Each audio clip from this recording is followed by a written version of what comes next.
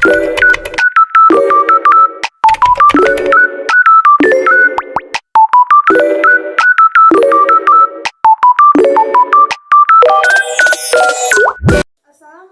warahmatullahi wabarakatuh. Perkenalkan, nama saya Vini Marfoza dengan NIM 242545210025 dari Program Studi Pengelolaan Agribisnis Semester 2 Kelas A. Di sini saya akan menjelaskan yang pertama, apa itu agribisnis. Agribisnis diambil dari dua kata, yaitu agri pertanian, bisnis yaitu usaha. Jadi agribisnis adalah suatu usaha yang bergerak di sektor pertanian untuk bertujuan untuk mencapai keuntungan finansial. Dalam agribisnis terdapat 4 subsistem. Yang pertama, sistem hulu. Sistem hulu adalah menyiapkan sarana dan prasarana input. Yang kedua, subsistem on farm, yaitu memproduksi pertanian. Yang ketiga yaitu hilir, pengolahan hasil pertanian dan pemasaran. Yang keempat, sistem pendukung, yaitu sektor yang mendukung bergeraknya pertanian seperti pemerintah, perguruan tinggi, dan lain-lain sebagainya. Yang kedua yaitu manajemen. Manajemen adalah mengatur dan mengelola segala sesuatu, baik individu maupun berkelompok, untuk mencapai suatu tujuan. Dan manajemen memiliki konsep. Yang pertama, planning, yaitu perencanaan. Yang kedua, organizing, yaitu pengorganisasian. Yang ketiga, executing, yaitu pelaksanaan. Yang keempat, controlling, yaitu pengawasan.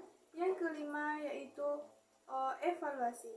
Dan juga manajemen memiliki ruang lingkup. Yang pertama, manajemen produksi. Yang kedua, manajemen pemasaran. Yang ketiga, manajemen keuangan.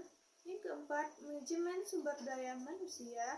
Yang kelima, manajemen rantai pasok. Dan kita masuk kepada materi yang kedua, yaitu perencanaan dalam usaha tani.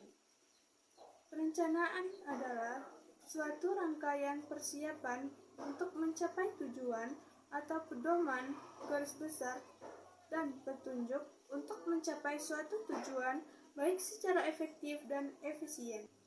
Perencanaan terbagi menjadi dua tipe, yaitu perencanaan strategis, yang kedua perencanaan operasional.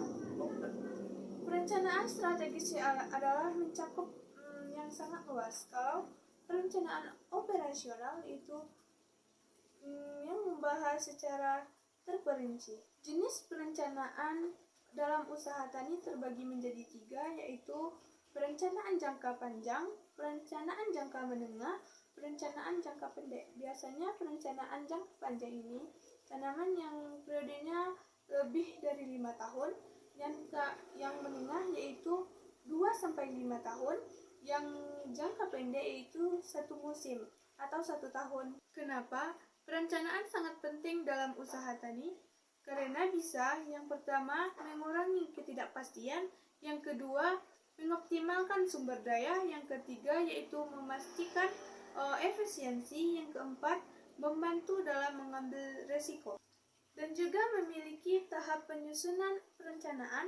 Yang pertama, analisis situasi, yang kedua, menentukan tujuan, yang ketiga, menetapkan strategi, yang keempat, implementasi, yang kelima, menyesuaikan atau inovasi. Kita masuk pada materi yang ketiga, yaitu pengorganisasian manajemen agribisnis dan usaha tani.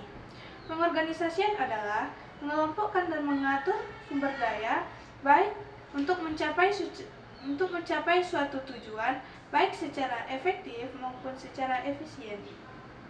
Dan ada juga struktur pengorganisasian, yaitu yang pertama, fungsional adalah kegiatan berdasarkan fungsi utama seperti produksi, pemasaran, keuangan, dan sumber daya.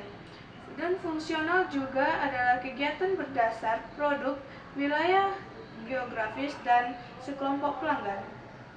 Dan ada juga yang kedua, yaitu struktur matriks itu seorang karyawan melaporkan kepada manajernya, manajer fungsional,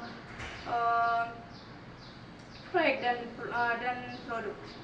Yang ketiga yaitu struktur tim, di mana kita membuat tim untuk menentukan tugas dan kerja tertentu.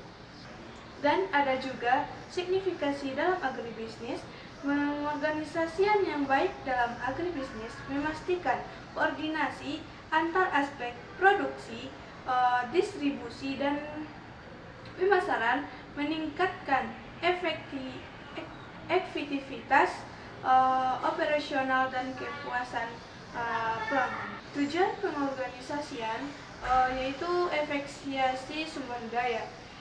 Tujuannya berfokus pada penguasaan sumber daya seperti tenaga kerja, modal, material secara optimal untuk mengurangi pemborosan dan memaksimalkan hasil. Kita masuk pada materi yang keempat, yaitu pengolahan produksi, manajemen agribisnis dan usaha tani.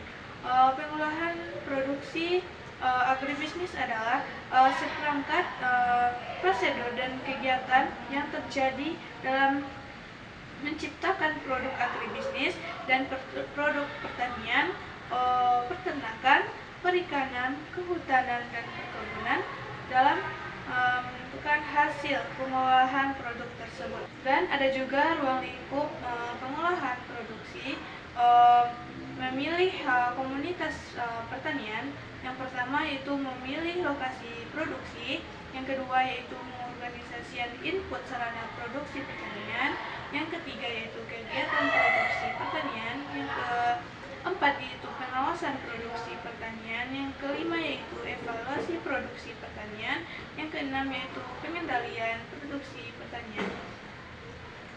Juga memiliki tujuan pengolahan produksi, yaitu yang pertama menghasilkan barang dan jasa dengan kualitas dan jumlah dan waktu yang tepat.